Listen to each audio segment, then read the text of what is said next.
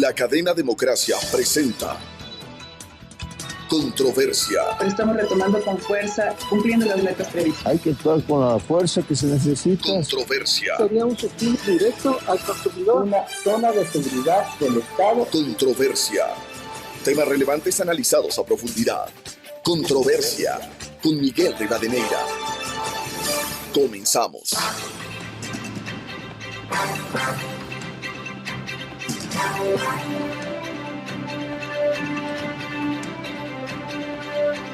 Un saludo cordial a los seguidores del programa Controversia en Escena a través de Exa FM, Democracia M y Democracia TV. Hoy queremos abordar un tema de interés en medio del conflicto armado interno, la violencia e inseguridad que vive el Ecuador. El avance de los grupos delincuenciales organizados, el narcotráfico, la narcopolítica, plantea el desafío de buscar ayuda militar extranjera y recursos económicos de países de Occidente, porque solos resultará muy difícil derrotar estos males. Los vecinos de Colombia, Perú y otros países más fuertes que el Ecuador necesitaron y lograron ayuda internacional durante décadas para hacer frente a las bandas e incluso con ella demoraron para tener éxito. Hoy el país está abocado a impulsar una reforma parcial a la Constitución que ha dado luz verde la Corte Constitucional a la Asamblea Nacional para que tramite y apruebe el proyecto del Ejecutivo a fin de romper el impedimento de permitir la ayuda militar extranjera y el establecimiento de bases o instalaciones extranjeras en Ecuador, como establece la Constitución del 2008. Con una circunstancia importante, en diciembre del 2000 se suscribió en Palermo, Italia, la Convención de las Naciones Unidas contra la delincuencia organizada transnacional, y con ello la comunidad internacional demostró la voluntad política de abordar un problema mundial con una reacción mundial. La decisión fue si la delincuencia atraviesa las fronteras, la acción de la ley también debe hacerlo, sin pensar en la defensa de la soberanía. Por tanto, si el imperio de la ley se ve socavado, no solo en un país, sino en muchos países, quienes lo defienden no se pueden limitar a emplear únicamente medios y arbitrios locales. Y si los enemigos del progreso y de los derechos humanos procuran servirse de la apertura, los países deben servirse de esos mismos factores para defenderse unidos y agrupados y vencer a la delincuencia, la corrupción y la trata de personas, entre otros males. Con estos antecedentes quiero dar la bienvenida a nuestros invitados de hoy, el general Luis Altamirano, académico y excomandante del Ejército, el general Juan Carlos Barragán, exdirector de antinarcóticos de la Policía Nacional, y la doctora María Fernanda Novoa, académica y experta en seguridad. Bienvenida, bienvenidos. General Altamirano, ¿cómo enfrentar este desafío en medio de la situación de violencia e inseguridad que vive el Ecuador? Muy buen día. Bueno, un saludo cordial a todos. Buenos días. Bien, hay que analizar cuál es el ciclo de inseguridad que se produce en el país, en donde hay algunos factores facilitadores de la inseguridad. Tenemos, por un lado, una serie de deficiencias en aspectos de educación, de salud, trabajo, y de igual forma, elementos que tienen que ver con una reducida inclusión económica y social. Esos son factores que pueden facilitar la inseguridad en un país. Por otro lado, hay una acción, yo diría, preventiva de intervención del Estado que se ve limitada no solo por los recursos, sino limitada inclusive porque no hay definiciones claras. Hoy hablamos de una estrategia, pero la estrategia parte de un concepto. Entonces, no hay conceptos claros de cómo enfrentar la situación que estamos viviendo.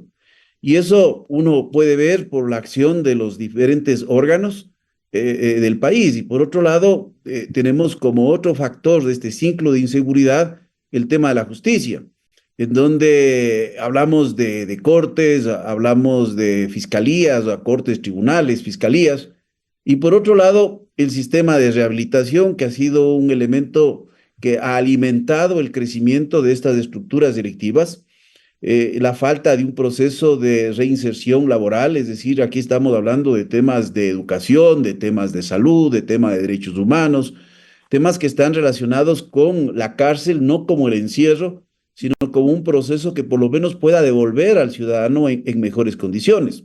Entonces, el quehacer parte por, primero, una definición y decisión política, que no sea una decisión política de gobierno, que sea una decisión política de Estado. En el país estamos reinaugurando el Estado a cada momento. En los últimos años de los cambios de presidente, ese es el discurso que ha imperado. Se requiere hacer una revisión de la arquitectura de seguridad del país, o sea, cómo vamos a persistir con la propia arquitectura que no da resultados, a seguir pensando que con el mismo instrumento que no da solución a los problemas, vamos a seguir enfrentando esta situación. Por otro lado, también se requiere transparencia, la transparencia de los órganos gubernamentales. Es fundamental el hecho de que se pueda evidenciar cifras, se puede evidenciar datos, en donde en esa transparencia puede tener una contribución muy importante la academia, el sector empresarial, el sector privado, la sociedad en general. Por otro lado, la adaptación del marco legal. Hemos tenido, por ejemplo, medidas que se han venido tomando. Yo aplaudí en su momento la decisión de la declaración de conflicto armado interno porque el Estado prácticamente cayó en un saco vacío. 3 eventos, la toma de Canal de TC, que fue el último elemento detonante, pero por otro lado teníamos, antecediendo a esto, la fuga de Fito y más de 169 policías y guías penitenciarios y administradores del aparato penitenciario prácticamente secuestrado en las cárceles. Entonces, es necesario revisar ese marco legal. Hoy yo cuestiono, le digo, el hecho de que persistamos en esta idea del conflicto armado interno, porque desde el mismo Ejecutivo se evidencian los riesgos y las contradicciones, porque cuando hablamos, por ejemplo, del uso progresivo de la fuerza, recordemos que el uso progresivo de la fuerza está en el marco del derecho interno, no en el marco del derecho internacional humanitario, que es el que rige para cualquier tipo de conflicto, sea interno o sea un conflicto de carácter externo, e inclusive los propios organismos han mencionado el asunto de los conflictos híbridos. Entonces, cuando las Fuerzas Armadas en esta actuación que tiene que ser focalizada para las amenazas que compete a las Fuerzas Armadas, deben utilizar este tipo de reglas de juego, bueno, viene inmediatamente la duda, bueno, ¿cuál es el marco legal que les ampara? Porque el conflicto armado interno, como sabemos, en todos los procesos judiciales que están enfrentando servidores policiales y militares, bueno, en unos casos se toma en consideración esto, en otros no, porque la operación estaba orientado al control de la delincuencia. Entonces eso también hay que entender porque esto genera dudas en la actuación de los aparatos de seguridad del país. Y por otro lado, lo que usted menciona, la cooperación internacional, es muy importante. La cooperación internacional, uno de esos elementos justamente a través de las diversas convenciones y los diversos acuerdos que se van dando, es articular los marcos normativos. Ahí presentamos una profunda deficiencia. Mire, en un momento determinado priorizamos el asunto de la UNASUR, lógicamente por incidencias de carácter político. Pero cuando uno ve, por ejemplo, Europa, ve Asia, ve una serie de organizaciones de seguridad que se superponen con otras estructuras de seguridad para analizar sus propios problemas, sus propias realidades, que son diferentes a las realidades de todo el continente. Entonces yo creo que también es necesario no solo articular los marcos normativos, sino articular los marcos de cooperación en la región, porque hay algo que es fundamental entender, y no quiero alargarme en este aspecto. Mire, cuando enfrentamos el tema del narcotráfico, que es el principal elemento generador de la violencia, articulado a otro tipo de expresiones delictivas, hay que tomar en cuenta que la estrategia, lógicamente, puede ser desde una visión global, pero hay realidades regionales y locales que tienen que ser atendidas. No es lo mismo hablar de lo que ocurre con un país productor y que se constituye un hub de distribución, como es Colombia, que hablar de un país colindante a un gran productor y que se ha convertido al paso de los años en un gran distribuidor, o un país que es de paso como países centroamericanos, a pesar que hoy ya vemos que hay las intenciones de extender cultivos en Guatemala, en Honduras, en Belice, y hablar de países que tienen otra dinámica, por ejemplo, países europeos, puertas de entrada de la droga, de aquellos países exclusivamente consumidores. O sea, una cosa es lo que pasa en Bélgica, otra cosa es lo que pasa en España, lo que pasa en Alemania, que son puntos de acopio, que también son consumidores, pero otra cosa es, por ejemplo, Francia o Rumania, que tenemos, que son lugares de mercado de consumo. Entonces, nos preocupamos del aumento de consumo, digamos, de producción en la región y, lógicamente, de consumo, porque nos hemos tornado consumidores en toda Latinoamérica. Pero el aumento también de la adicción, no solo a la cocaína, sino a otros estupefacientes, sigue aumentando en los Estados Unidos y sigue aumentando en Europa. Cuando vemos porcentajes, que realmente yo le digo los porcentajes son alarmantes, porque vemos porcentajes en Estados Unidos de un consumo promedio sobre los 2.5% de la población sobre los 12 años que consumen droga. En menores cantidades podemos encontrar en Europa, no tan menores, digamos así. Entonces, estos asuntos van en las dos vías, tanto de la producción en términos de oferta como también en términos de la demanda.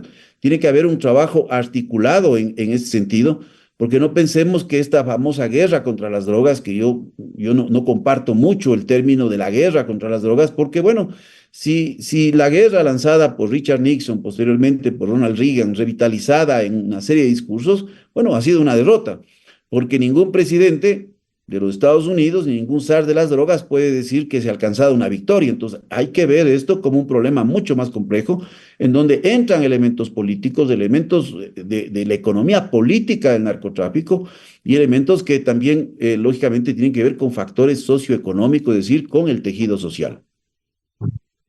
Bienvenido al general Juan Carlos Barragán, exdirector antinarcóticos de la Policía Nacional. ¿Cómo enfrentar este desafío con la ayuda internacional, partiendo también de un hecho, como decía el general Altamirano? Es indudable el entorno regional, porque en Colombia se ha determinado mayor producción de cocaína, lo cual ha determinado también mayor incautación, el caso del Ecuador. ¿Cómo enfrentar esto, general Barragán? Buen día. Muchísimas gracias, Miguel, por su invitación y saludos respetuosos para la doctora María Fernanda Novoa de la Academia y mi general Luis Altamirano. Un honor compartir con ustedes esta conversación. Bueno, es indudable, el Ecuador atraviesa una crisis de seguridad. La tasa de homicidios se ha disparado desde el 2020 a números comparables con las ciudades más peligrosas del mundo. Y esta situación tiene que controlarse obligatoriamente.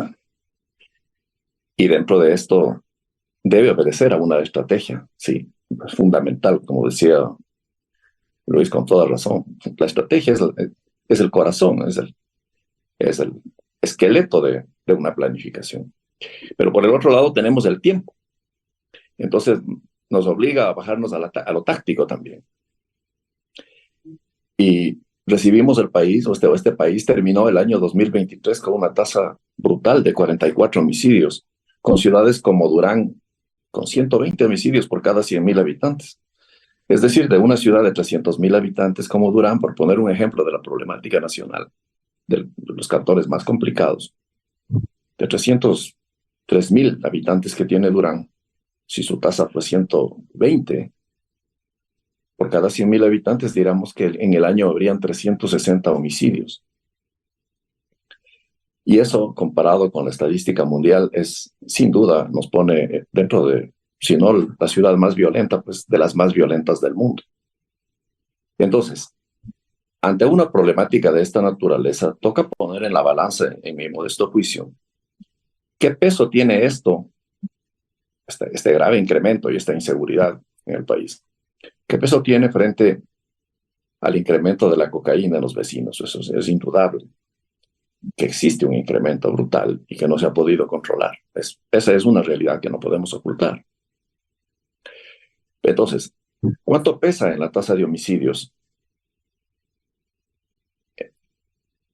el paso de cocaína por el territorio ecuatoriano, buscando alcanzar puertos, aeropuertos, playas clandestinas, pistas quizá?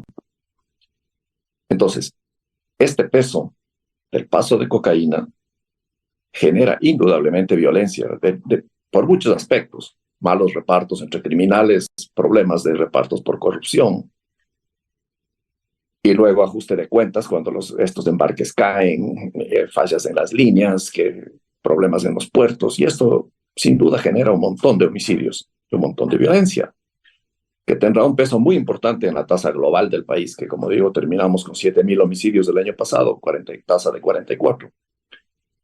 Entonces, claro, usted hacía referencia, Miguel, con mucha razón a esta herramienta de la Convención de Palermo en el año 2000, que se generó exactamente por problemas como este. Países en el mundo vieron que la violencia se multiplicaba y que las ciudades se hacían invivibles, ¿no? Recordar a esa época lo que pasaba con los carteles colombianos, mexicanos, desde luego, siempre, y en diversas partes del mundo. Entonces, esta convención lo que establece es que para finalidad de seguridad ciudadana, aquí está el punto, para finalidad de esfuerzos en la lucha contra el crimen organizado, que no es más que seguridad ciudadana, ¿no? La Convención de Palermo abre las puertas y dice, los estados deberán asociarse, claro, compartir sus recursos, sus tecnologías, sus apoyos. ¿Cómo podríamos nosotros quedarnos ciegos ante esta realidad que el mundo ya la vio en el año 2000? Pero el enfoque va hacia cómo reducir la inseguridad. Y la inseguridad es seguridad ciudadana, es el ciudadano. Entonces, la Convención de Palermo, que es una extensión de la Convención de Viena de Naciones Unidas, ya está abriendo la puerta de manera clara para los países suscriptores de los 150 países que se reunieron en el año 2000, para poner el dedo en la llaga y bueno, aquí lo que interesa es darle seguridad y tranquilidad al ciudadano dentro de un plan integral. Y si dentro de esto existen medidas relacionadas al apoyo internacional que reduzcan la incidencia de la tasa de homicidios y permitan a la ciudadanía una vida con mejores niveles de seguridad de los que tenemos ahora, pues el Estado debe abrir los ojos y debe abrir la mente para este punto.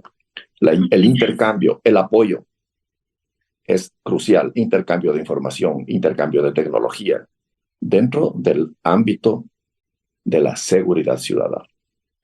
Ahora, dentro de la estrategia, claro, nosotros tenemos cantones dentro del país. Tenemos cantones con una tasa de homicidios de 3 homicidios por cada 100.000 habitantes. Cantones que tienen, sin duda, un nivel de seguridad compatible con, digamos, cantones de otros países, por decirlo así, con excelentes niveles de seguridad. Pero nos polarizamos a cantones en donde es demencial la cifra y el ritmo que se ve, el crecimiento que se ve, pues esta tendencia puede continuar y aumentar. Porque no toda la problemática este homicidio está generada en el tráfico de drogas, es obvio que no. Está generado en este tráfico internacional, me refiero, es decir, la cocaína de los vecinos saliendo por donde nosotros, que es bastantísimo. Pero hay otro problema muy grave, que es este miedo y esta violencia que se genera por el intercambio de cocaína, de drogas en general, que los ciudadanos están intercambiando en las calles, que criminales están vendiéndole a la gente. Y este reparto de las ciudades, de los barrios, para que ciertas bandas criminales, llames como se llamen estos payasos abusivos, se apoderen de estos espacios para ganar dinero de esta actividad criminal. Es otro segmento que nos genera esta brutal tasa de homicidios, ¿no? Y otro problema que es fundamental es el tema de las cárceles. Porque si uno hace un análisis de lo que pasó en el 2020 con las masacres carcelarias, muchísimo de eso generó venganzas y ajuste de cuentas entre bandas criminales que sin ningún escrúpulo se asesinan en la calle. Y esa es una problemática que no va a parar por el reparto de los negocios criminales en la ciudad. Y entonces, cuando antes estas bandas criminales se nutrían de su propia extorsión interna, que se extorsionaban entre los mismos llamados PPLs al interior de las cárceles con sus propios sistemas de legislación y control de seguridad interna en los penales, los recintos carcelarios. Y su método de vida era la extorsión entre ellos mismos, extorsionar a los privados de la libertad. Y eso les generaba ingentes cantidades de dinero. Pues bueno, ahora sacaron esta problemática a las calles. Entonces, el problema en sí, claro, eso viendo en lo policial, ¿no? Digamos así, en lo que atinente a las medidas de seguridad. Pero claro, bien decía Luis, el problema es mucho mayor, porque ¿qué pasa en general con la seguridad del país? ¿Qué pasa con porque la seguridad no es solamente policial, no es solamente coger los delincuentes o enfrentarse a tiros con ellos, no. El problema que destroza la seguridad es la poca inversión de los estados en seguridad, en educación, en salud, en oportunidades para la gente. Y eso desde el 2016, 17, 18, después que se suspendieron estos commodities, pienso yo, estos bajas en los precios del petróleo, del banano y de esto y del otro, la situación económica financiera probablemente del país tuvo una decaída y no se ha visto inversión del Estado. Sin inversión no se construyen escuelas, no se construyen colegios, no se construyen proyectos, no hay trabajo para la gente. Vemos la inversión exterior, la inversión internacional en el 2023, el año pasado, irrisorios $300 millones frente a miles de millones de dólares en los países vecinos. Entonces, ponemos el punto, la serpiente empieza a morderse la cola y nos damos la vuelta en el mismo círculo. Y este es el problema. Necesitamos encontrar aquí, fuera de banderas políticas, fuera de un punto político, encontrar soluciones con el ente político coherente que puedan juntarse y encontrar soluciones, porque el país no soporta más. Necesitamos organizar este problema. Y si hay que tomar medidas, pues hay que tomarlas dentro del respeto mutuo entre los estados, del respeto mutuo en las relaciones internacionales que lógicamente tecnológicas y de las que sean, de ser necesarias para controlar este flagelo, tendrá que hacerse. Entonces, lo que me permito decir es que hay que conversar, hay que dialogar los sectores políticos, pero ¿cómo sacarnos el problema de las banderas que nos estamos clavando lanzas todos los días? ¿Y eso se beneficia a los criminales? Claro que se beneficia. ¿Les interesará a ellos que tengamos acuerdos con tecnologías mundiales que nos permitan mejorar la lucha contra ellos en la producción de inteligencia, en la recopilación de información? Porque obviamente no les convendría. Pero el mundo y las legislaciones internacionales abren las puertas para hacerlo, dentro de las medidas de absoluto respeto mutuo entre los estados. Eso es una condición básica. Pero, Miguel, necesitamos tomar medidas y enfrentar este problema de la parte táctica, porque lo táctico es más o menos rápido, pero de la parte estratégica fundamental. Y en eso le estamos debiendo a la comunidad. Bienvenida a la doctora María Fernanda Novoa, académica y experta en temas de seguridad. ¿Cómo ve este tema en estas condiciones y el trámite de esta reforma parcial a la Constitución para lograr ayuda formal extranjera en el ámbito militar? Buen día. Muy buenos días, gracias. Qué gusto, General Barragán, General Altamirano, Miguel. Bueno, efectivamente, yo diría que antes de irme al tema de la cooperación, concuerdo plenamente con lo que se ha dicho, que el problema del país básico para mí en este problema de seguridad, que es un problema crítico que nos está llevando prácticamente a una criminalización del Estado con zonas de gobernanza y soberanía criminal fragmentadas. En varios estudios que he hecho yo con varios colegas, estamos ya determinando que hay zonas de soberanía criminal y gobernanza criminal que no es nada nuevo para las personas que estamos trabajando en seguridad. Quiere decir esto entonces que la pirámide de la corrupción y de la impunidad, sumada a todas las causas estructurales que producen la capacidad de que las estructuras criminales penetren el Estado en diferentes niveles de conducción, y no solamente hablar de instituciones o institucionalidades criminales como bandas, grupos mafiosos, hablar de pandillas, sino hablar específicamente de todo un contexto global que encierra el problema de la inseguridad. Creo que lo fundamental, primero, es la insuficiencia de un pensamiento estratégico que esté adecuado al momento actual que vivimos y a los momentos que vivimos. Seguimos pensándole al país como hace 30 años, con una visión sólida de foto fija, cuando todo el país, todas las estructuras, todas las instituciones se están moviendo de manera permanente. Hemos cambiado prácticamente una lógica de pensamiento de un paradigma de certezas a un paradigma de lo desconocido, de inestabilidad, a un paradigma donde se maneja los elementos de sorpresa y de azar de manera permanente y frente a los cuales no solamente los conductores políticos, sino los decidores no tienen la formalidad para poder comprender en toda su dimensionalidad lo que está ocurriendo.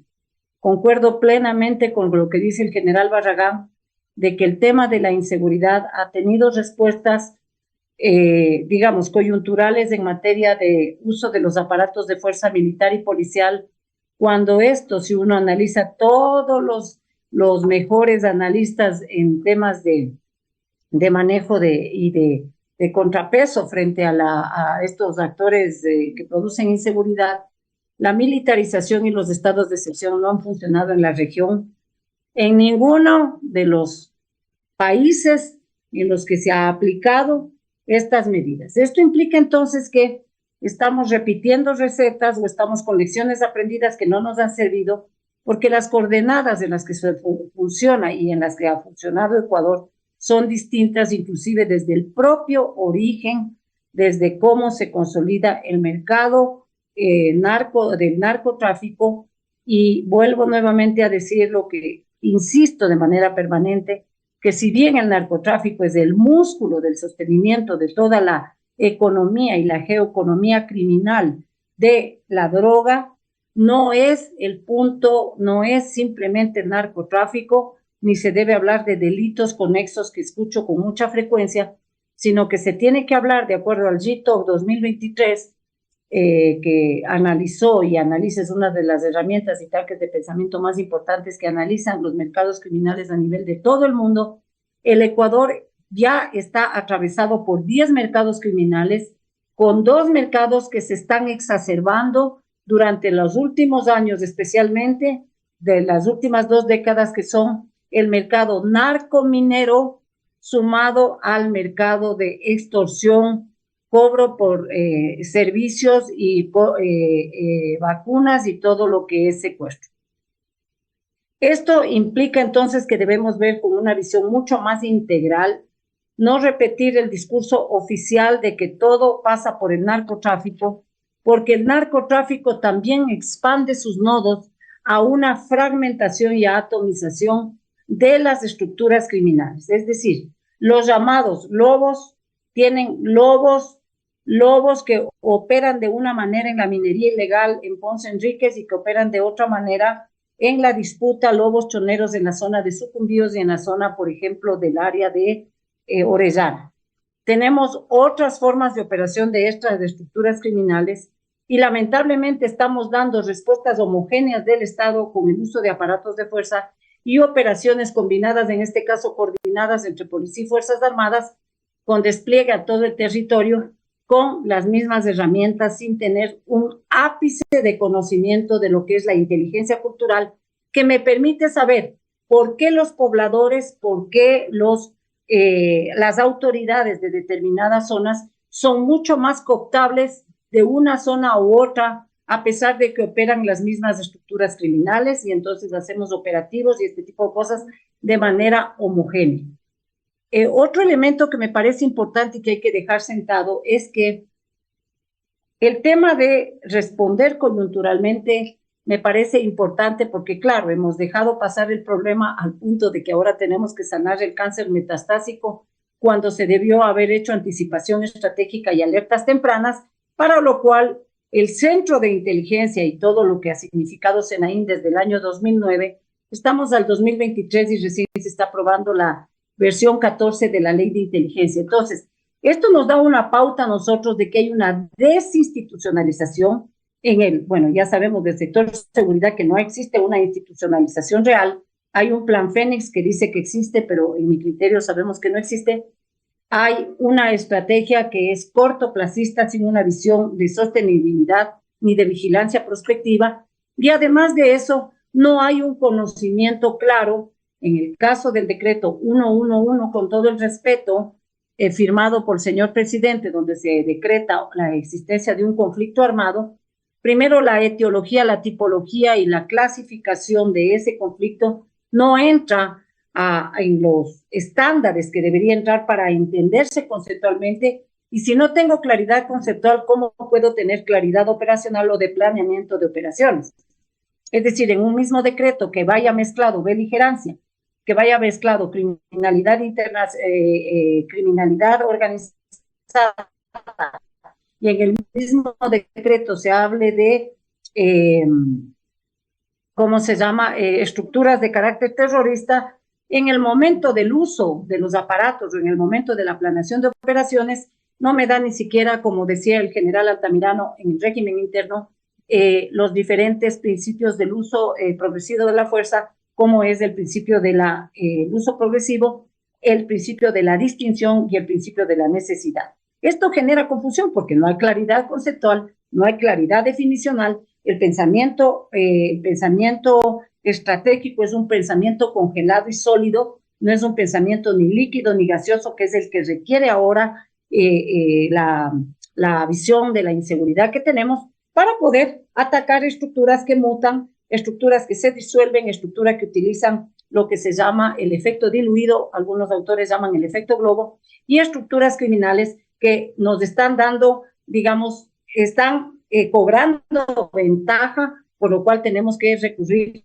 a la cooperación. Me parece que la cooperación es fundamental, pero una cooperación que esté planeada sobre la base real de la escritura de las amenazas. Sabemos que la escritura de la amenaza es una escritura sobre el hecho amenazante o las características de amenaza sobre un ente que se siente amenazado. Pero las cadenas de valor de las amenazas y el estudio de estas cadenas de valor son las que me dan a mí la verdadera necesidad de estructurar fuerzas, de construir capacidades, de saber el tipo de organizaciones y el tipo de instituciones que yo requiero para hacer frente a este problema de inseguridad. Yo opto ni por utilizar la policía ni por utilizar las Fuerzas Armadas, porque en el caso del uso de las Fuerzas Armadas, estamos distrayéndoles de su misión fundamental establecida constitucionalmente, sin dejar de decir que las amenazas también son transregionales y transfronterizas, y en el caso de la policía, que debería dedicarse a los temas estrictamente delincuenciales, donde tampoco se hace una diferencia entre delincuencia organizada transnacional y criminalidad organizada transnacional, que a veces se toma por lo mismo y no es lo mismo. A mí me parecería que debería pensarse, y con esto yo voy terminando, Miguel, en la formación de una fuerza intermedia, como han hecho o como están haciendo otros países en los que no les ha dado resultado el tema de la criminalización, en la militarización de la seguridad ciudadana o en una imposición mayor de tareas a la policía, digamos, una fuerza intermedia que no siendo militar ni siendo policial, pero teniendo las capacidades de formación, de doctrina, de abastecimiento logístico, de saber cómo moverse, es decir, toda la parte de planeación de operaciones, pueda hacer frente específicamente al tema de criminalidad organizada. Si nos bajamos a la realidad real, me dirán, estamos soñando por el tiempo. Sí, estamos soñando por el tiempo, porque al señor presidente le queda un año en sus funciones, pero el año restante hay que pensar qué es lo que se ha hecho y ir redefiniendo, ir reevaluando, como decía el general Altamirano, que cualquier política pública tiene que ser evaluada, tiene que haber accountability, tiene que haber transparencia para partir de diagnósticos serios y no del que creo que así debería Así debería enfrentarse la realidad. Y aquí, lamentablemente, tenemos un grado de improvisación y un grado de improvisación en determinados elementos que manejan la seguridad. Es decir, que se piensa que la seguridad es una cosa que pueda manejar cualquier persona cuando esto requiere preparación y requiere experiencia de los cuadros que lo van a hacer. Gracias, Miguel. General Luis Altamirano, ¿cuánto puede contribuir la ayuda internacional en estas condiciones, a sabiendas de que ha habido un crecimiento de los cultivos de cocaína en Colombia sustancial, y el caso ecuatoriano, donde el propio presidente mencionó que habría 2.000 hectáreas de sembríos de coca, lo cual no ha sido corroborado in situ? Bueno, como he mencionado durante algunas intervenciones a la opinión pública que justamente esta afirmación es muy riesgosa, toda vez de lo que se tenía no era inteligencia y había que procesarla para tomar las decisiones más adecuadas. Desde el propio hecho del desarrollo de operaciones militares y policiales, así como poner en conocimiento del Consejo de Seguridad Pública del Estado, porque no es un problema del gobierno, del Ejecutivo, es un problema del Estado. Y determinar cuál era el momento más oportuno en el inicio de estas operaciones o en los resultados de las mismas para generar una menor zozobra de la que se ha generado, porque a la final, bueno, ¿cómo se coloca al país en este juego político? Bueno, ¿quién viene a investir en un país? Ya lo dijo el general Barragán, donde necesitamos condiciones más adecuadas, en donde tenemos profundas deficiencias. Entonces, bueno, vamos a invertir en este país que atraviesa una crisis de seguridad, un país que tiene serias deficiencias y a veces momentos de hecatombe social, un país en donde no hay energía eléctrica y de repente, bueno, ahora nos convertimos por el propio discurso oficial en países productores. Entonces yo creo que hay que tener mucho cuidado y hay que tener mucha mesura. Mire, el país tiene un problema de carácter endémico, que no es un problema que se da en los últimos años. No sé. He tenido la oportunidad de participar esta semana en un seminario internacional y hacer una ponencia al respecto y también escuchar a personas de otras visiones y de otros lados del mundo. Mire, cuando se habla de la captura del Estado, estamos hablando justamente de que hay enlaces muy fuertes de grupos políticos con grupos de interés económico que a lo largo de la historia, desde que nace la propia República, han ido amoldando las leyes para sus beneficios de sus respectivos grupos. Y esto es algo que, por ejemplo, cuando se revisa el índice justamente de captura del Estado desarrollado por estos centros europeos de investigación, uno encuentra que casi no hay variación desde su mismo levantamiento en el año de 1996 hasta la fecha. El riesgo que estamos corriendo ahora es que en esta captura del Estado, que tiene niveles altos, porque comparado con países como Uruguay, que es el que tiene un menor nivel, o Chile, que tiene un mediano nivel, nosotros estamos en los niveles más altos, superados, quién sabe, por Brasil en estos últimos años. Pero la captura del Estado no es de la izquierda ni de la derecha, es de los intereses que priman entre estos grupos de poder. Y por eso yo digo, cuestiono, o sea, queremos la cooperación internacional, pero no somos capaces de cooperar los ecuatorianos y tener políticas sensibles que en vez de resolver problemas coyunturales y estructurales, vamos en la coyuntura con el discurso, profundizando las deficiencias estructurales.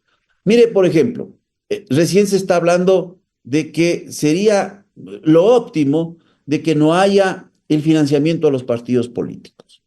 O sea, nosotros mismos nos encargamos de impulsar el discurso de desdeñar a los partidos políticos. Eso pasó recientemente, cuando se crea la partidocracia como el objeto de referencia de una agrupación política.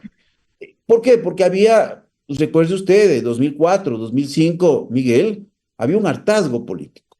Pero desdeñar lo político hace que lo político tampoco genere atracción para la participación de los ciudadanos.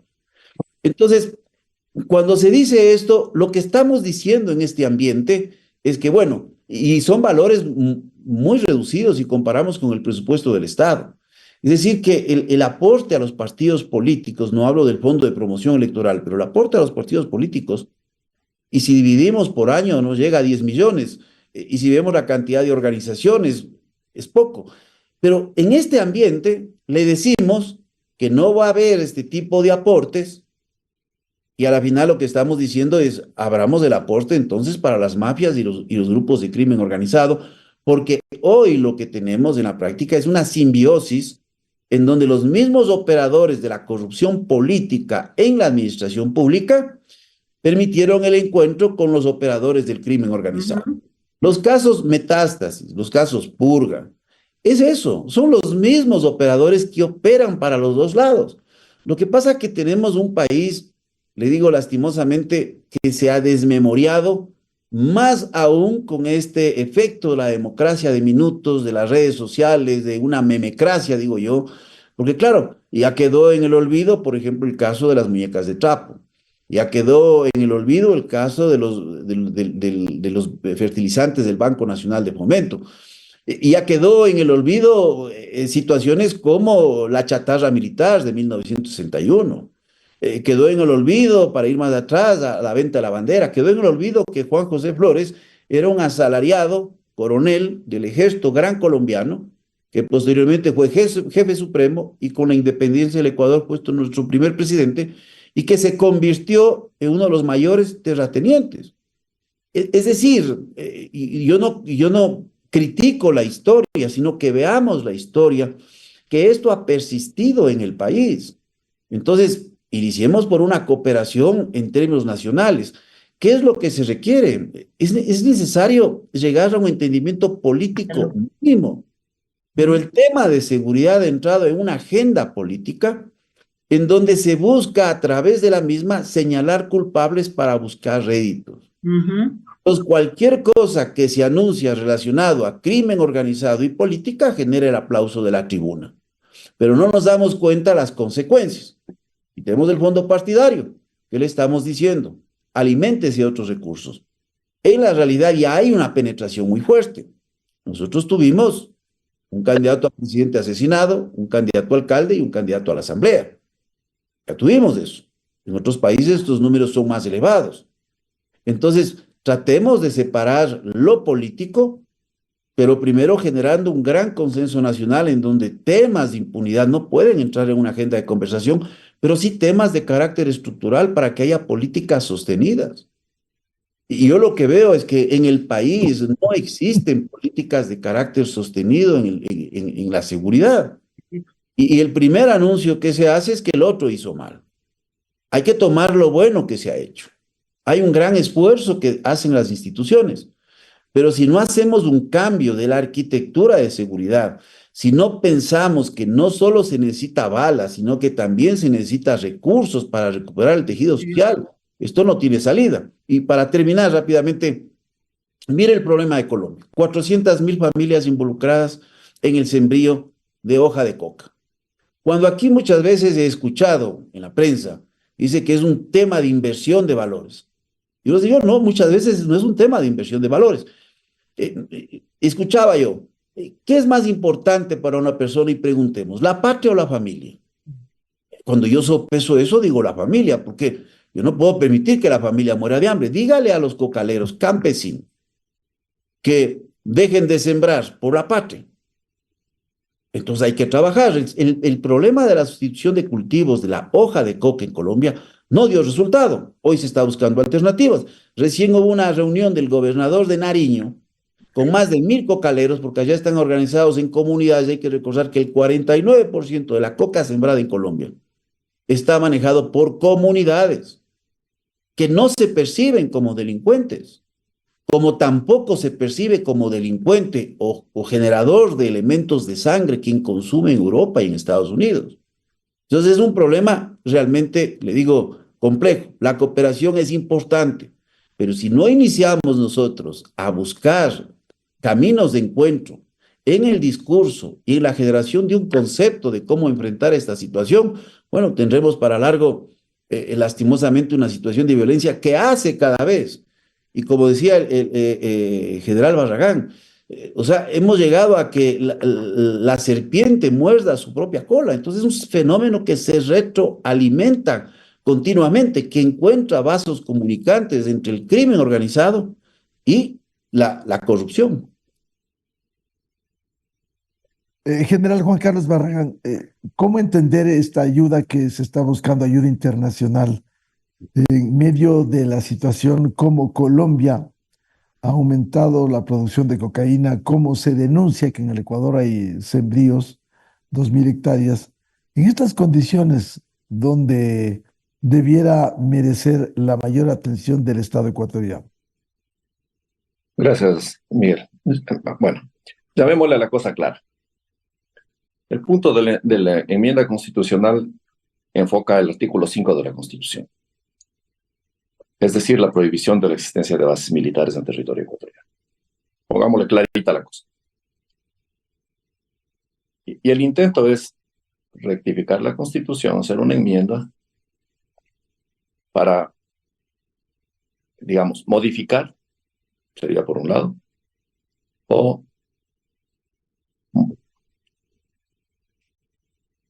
eliminar este artículo. Bueno, ese es el punto. Entonces, a lo que me refiero es, y aquí estoy de acuerdo con Luis, que o sea, los políticos tienen que conversar, pero no por sus valores, no por sus principios políticos o sus peleas internas. Conviene al país, es importante. Entonces, siéntese a conversar, porque es mejor que si se va a dar o si no se va a dar, se dé después de un consenso, de una conversación moral, en aras del futuro de este país. Entonces, el referente es la base de demanda. Hablemos con claridad. Entonces ahora se piensa que entonces sería darle apertura para el establecimiento de una base militar, modificando este artículo. El punto es que lo que no puede hacer el país, lo dice la Convención de Palermo. Entonces, lo que no puede hacer el país, si otro país puede apoyar con esa tecnología, de acuerdo a las alianzas mundiales en materias de seguridad ciudadana, entonces es un camino de apoyo, sin duda que sí. Que habrá que establecerse los procedimientos y los protocolos de respeto y consideración mutua. Pero estamos viendo, ¿no es cierto?, desde el ámbito de la seguridad ciudadana. Porque no se está hablando, entiendo yo que no es del afán de hacer esta enmienda constitucional para permitir bases militares en el Ecuador, para involucrarnos en el conflicto Rusia con Ucrania. Creo que ese no es el sentido, obviamente. Y ahora sí, nos vamos a la Constitución. Entonces, fijémonos en el artículo 3 de la misma Constitución, en donde en el numeral 8 el Estado debe garantizar el derecho a una cultura de paz de sus habitantes, vivir en paz, seguridad integral. Entonces, vivimos una situación muy delicada en donde no puede tomarse por alto, digamos, el tema de esta discusión y sentarse a la mesa con profundidad. Sería absurdo, todo el mundo reprocharía un apoyo internacional en donde, digamos, fuerzas militares de cualquier país vengan al Ecuador a realizar actividades operacionales y que en un control de la ciudad o de la carretera, una patrulla extranjera detenga a hacer verificaciones a los ciudadanos. Es inconcebible, impensable. No, este apoyo deberá ser netamente tecnológico, intercambio de inteligencia, ubicación de actividad criminal en donde nosotros no podemos controlar, o donde no tenemos la fortaleza necesaria para controlar, como es el flujo de cocaína por los mares. Y quien la ejecute, ¿no es cierto?, tendrá que ser con el respeto y la consideración debida, pero hay que poner en la balanza. ¿Necesitamos cerrarnos y seguirnos peleando o poniendo la situación en el punto de vista político? ¿O tendremos que pensar que es mejor con calma, con cabeza fría, circunscribirnos en la seguridad ciudadana? Porque no estamos hablando, como digo, de una base o aperturar el apoyo internacional con fines bélicos. Sería absurdo. Estamos hablando de enfocarnos en el apoyo en contra de las organizaciones criminales, en contra del crimen organizado que busca espacios en donde hay facilidad para su movimiento y su actividad, para intercambiar drogas por armas. Estamos viendo hace poco en El Salvador criminales que llevaban cocaína para intercambiar con fusiles que venían para el Ecuador. Era la primera embarcación con fusiles, la segunda, la décima, no sabemos. Pero no podemos permitir que esto siga. Entonces, o encontramos nosotros la tecnología para apoyar estas operaciones, o si hay la disponibilidad y la posibilidad de hacer alianzas para encontrar esta tecnología de manera respetuosa, de manera organizada, civilizada, en el enfoque de la seguridad ciudadana. Entonces, hagámoslo, conversemos por lo menos, pero que esta conversación sea de políticos coherentes que quieren un mejor mañana para sus niños. Si ustedes van a seguir teniendo hijos, van a seguir teniendo nietos, y nosotros recibimos el país mejor cuando teníamos 18 años, en nuestras manos se ha empeorado. Pues entonces está en sus manos ahora, señores. Discutamos de una manera civilizada. Capaz que sí es bueno y hay un consenso bueno y resultan buenas cosas. Pero de una conversación profunda, estratégica, no pensando en el momento, de una conversación profunda. El país demanda seguridad y es responsabilidad de todos. Y necesitamos encontrar esos caminos para, por el amor de Dios, en cuestiones de seguridad, dejemos las cosas políticas de un lado y sentámonos a conversar, busquemos alternativas, porque no podemos permitir que esta falta de oportunidades a la gente nos lleve a que cualquier payaso o grupo de payasos criminales locales armados, ignorantes, abusivos, se pongan el sombrero de cualquiera de estas organizaciones, los tigrillos, los cocodrilos, como se llamen, y atenten contra la paz de nuestros ciudadanos. Eso no se puede permitir a costa de la pobreza. Pero el Estado sí tiene que solucionar el problema de seguridad desde el punto de vista estratégico, obviamente con oportunidades, con trabajo. Volvemos al punto, los recursos. Entonces volvamos a mordernos la cola. Necesitamos conversar. Bueno, ahora tenemos un puntito del que estamos hablando, la enmienda constitucional. Pues no nos pongamos radicales a pelear por enfrentarnos entre ecuatorianos. No, tal vez sea buena idea, tal vez es pésima, tal vez. Pero si está sobre la mesa, conversemos. Hay millones de niños que necesitan seguridad. El país no puede seguir así. Entonces conversemos. Gente va a seguir muriendo mientras hemos hablado toda esta hora. ¿Cuánta gente murió asesinada en el Ecuador? Van a seguir muriendo. Terminamos 2023 con 7,000 homicidios. Señores, le quiero dejar una idea. Rebajar un punto de la tasa de homicidios. 1. Representa una inversión muy importante frente al PIB. Entonces, bajar un punto de la tasa de homicidios, ese es el problema de dejar subir la tasa. Ese es el problema de dejar que la tasa se dispare. Porque cuando se la quiere recuperar, es muy complicado y demanda una inversión brutal. Ya se fue, ya se disparó. ¿A dónde más vamos a esperar que se dispare? No podemos más. Entonces necesitamos buscar la forma de encontrar caminos tácticos, emergentes y también una estrategia apropiada. Pero solo eso podemos hacer si es que nos sentamos a conversar en serio, no levantando la mano para peleas políticas. El país no puede aguantar eso. Necesitamos la ayuda de la gente que tiene capacidad de reformar cosas. Así que quiero agradecer a la policía y a los militares por el esfuerzo diario que hacen, independientemente de los resultados. Pero lo están haciendo, están peleando todos los días en la calle. Si les digo las cifras, tal vez no son tan alentadoras. Tenemos tal vez por ahí 1,000 homicidios menos que el año pasado. Hasta la fecha actual, la tasa de homicidios no es aceptable. Pero hay un montón de gente, hombres y mujeres, militares y policías, que están por las ciudades haciendo un inmenso trabajo. Necesitan más recursos, necesitan más logística, pero lo están haciendo. Por ahí uno que otro malo siempre va a haber. Hay que sacarlo a la luz y extirparlo. Pero gracias, señores policías y militares, por lo que hacen. Realmente tienen un gran aprecio para siempre. Doctora María Fernanda Noboa, ¿cómo podría plasmarse la ayuda internacional si se aprueba esta reforma constitucional. Siendo otras las condiciones, debería ser más avanzado de lo que ya fue el convenio con Estados Unidos entre el 99 y el 2009, que fue el acuerdo de cooperación para el uso de instalaciones de la base de la FAE en Manta para actividades aéreas antinarcóticos, cuando sabemos que esto ha crecido exponencialmente.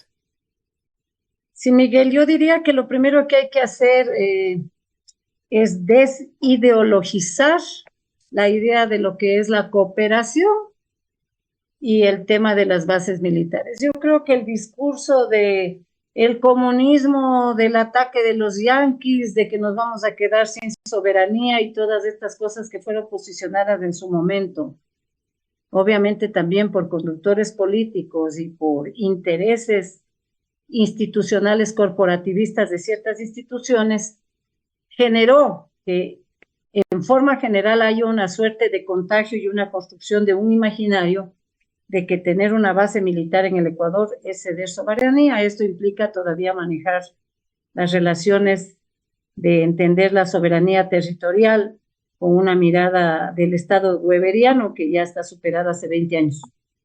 Yo creo que lo más importante es pensar de que cuando nosotros hablamos de bases militares y cuando hablamos de apoyo, de colaboración, de apoyo logístico, de apoyo de intercambio de inteligencia, de apoyo de corretaje, etcétera, que está explicado inclusive el decomiso, incautación, disposición, intercambio de información, cooperación en forma general, en el documento de la UNTOC, donde se habla precisamente de cuáles serían los mecanismos de todos los países signatarios.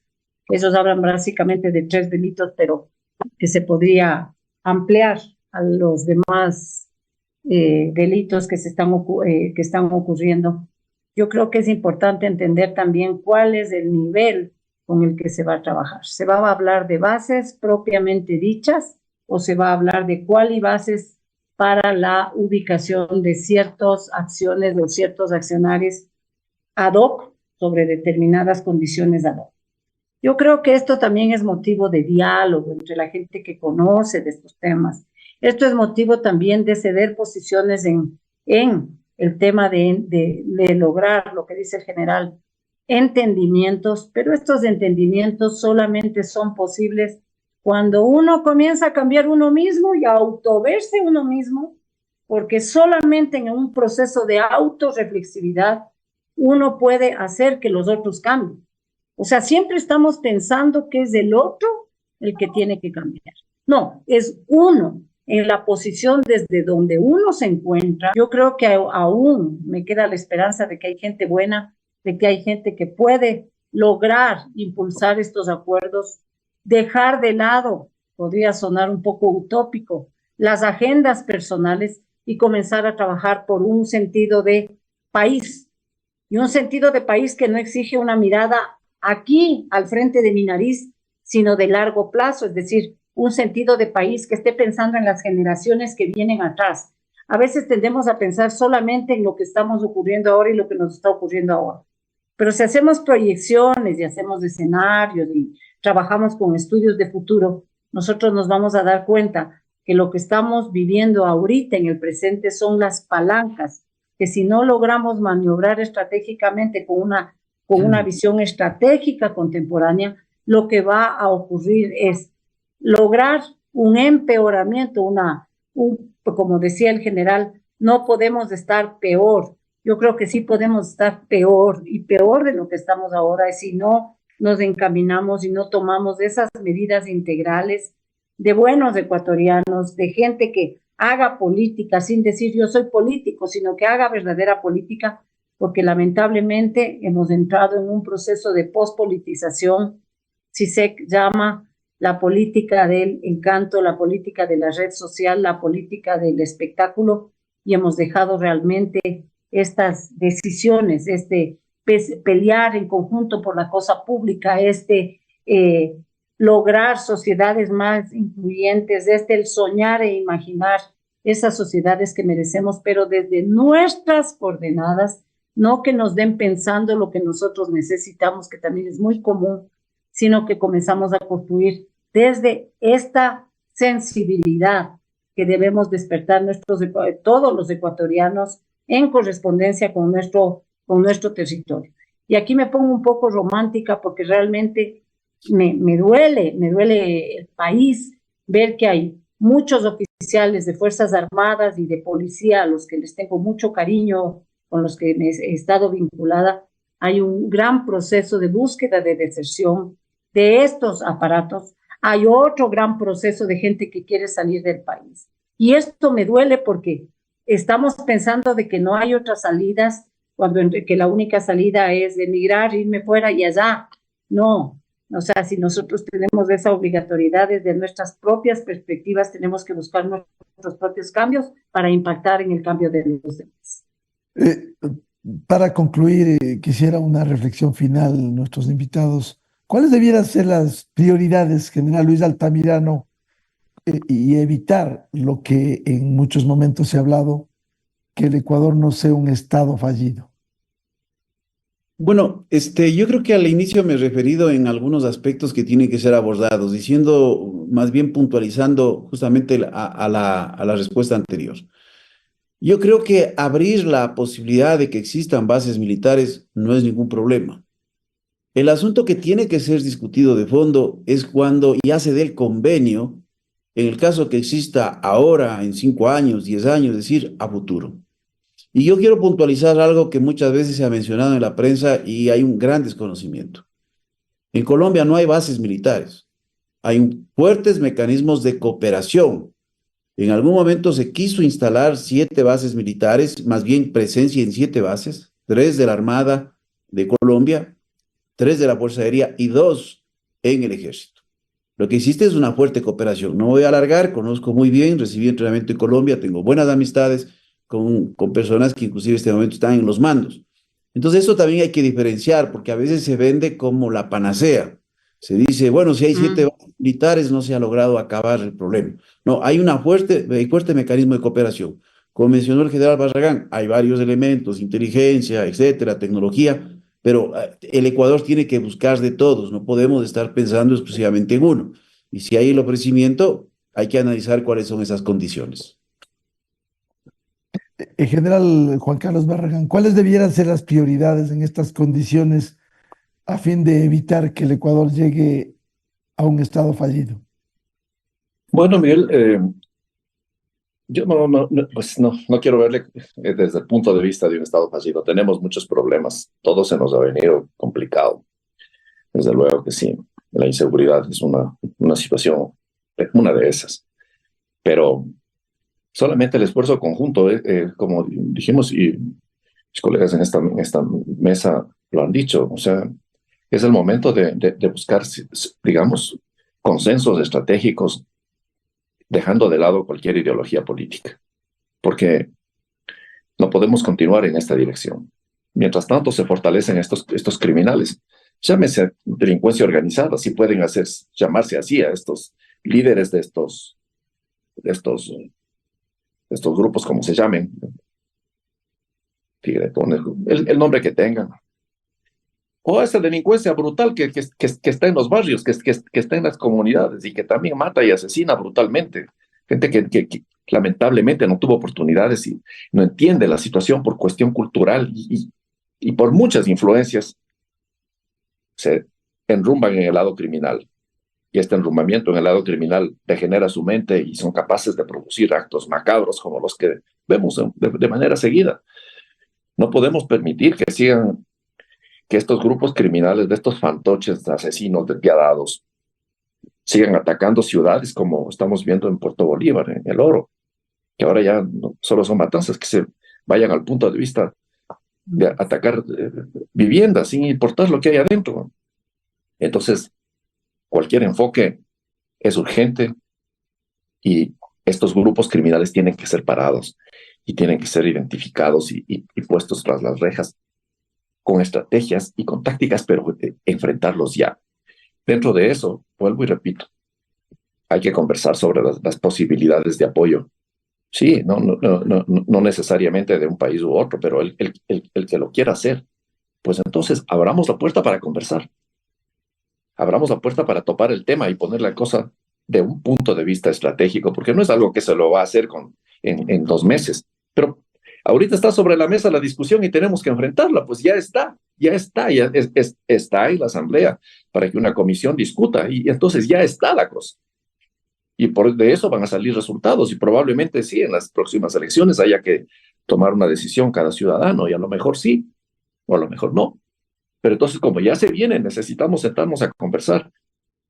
¿Y cómo? ¿Y cuál sería la capacidad y uso de estas posibilidades para que cualquier aporte encamine desde el punto de vista lejos de las ideologías políticas, de una sola ideología, la tranquilidad y la paz del pueblo? Lo que dice el numeral 8 de la Constitución, en su artículo 3, pues de eso de eso deberían fijarse el conglomerado político y buscar consenso en el tema de la seguridad. La ideología no tiene que primar. Necesitamos darle seguridad a la comunidad. Y eso no puede delegarse ni dejarse para mañana. Es hoy. Doctora María Fernanda Novoa, ¿cuáles debieran ser las prioridades en este entorno de lo que vive el Ecuador?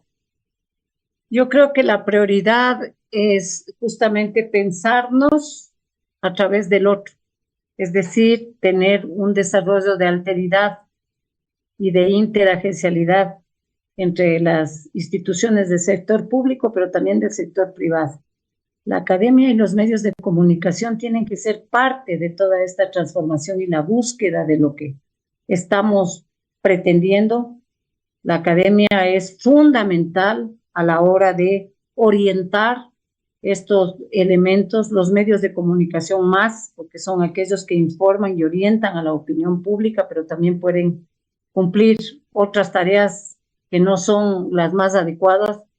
Y yo creo que básicamente el tema de, vuelvo y repito, el tema de poder pensar nuevamente en el sentido país, en el sentido de a veces nos toca nadar contra la corriente de la corrupción, nos toca nadar contra la corriente de la impunidad y eso nos pasa factura, pero el hecho de que uno no se mienta y uno tenga los principios claros, yo creo que juntándonos todos los que estamos en esta onda, podemos ayudar o contribuir de alguna manera a ese diálogo integral que se tiene que hacer para lograr los mejores resultados. Bien, quiero resaltar y decir que hay que asumir los desafíos que tiene el país en materia de seguridad con medidas integrales tan necesarias en esta hora de crisis, de inseguridad y de violencia que vive el Ecuador. Quiero agradecer la participación en este programa del general Luis Altamirano, académico y excomandante del Ejército, el general Juan Carlos Barragán, exdirector de antinarcóticos de la Policía Nacional, y la doctora María Fernanda Novoa, académica y experta en seguridad. Muchas gracias, muy amables. Gracias, Miguel. Saludo a todos. Gracias, saludos. Muchas gracias, muy amables. Gracias. Fernanda, Federal. Muchas gracias. Realmente. Con esto cerramos el programa Controversia en Escena a través de EXA-FM, Democracia M y Democracia TV. Les deseamos a nuestros miles de seguidores un feliz fin de semana a todos. Muy buen día. Esto fue Controversia, temas relevantes analizados a profundidad. Miguel Rivadeneira vuelve el próximo sábado.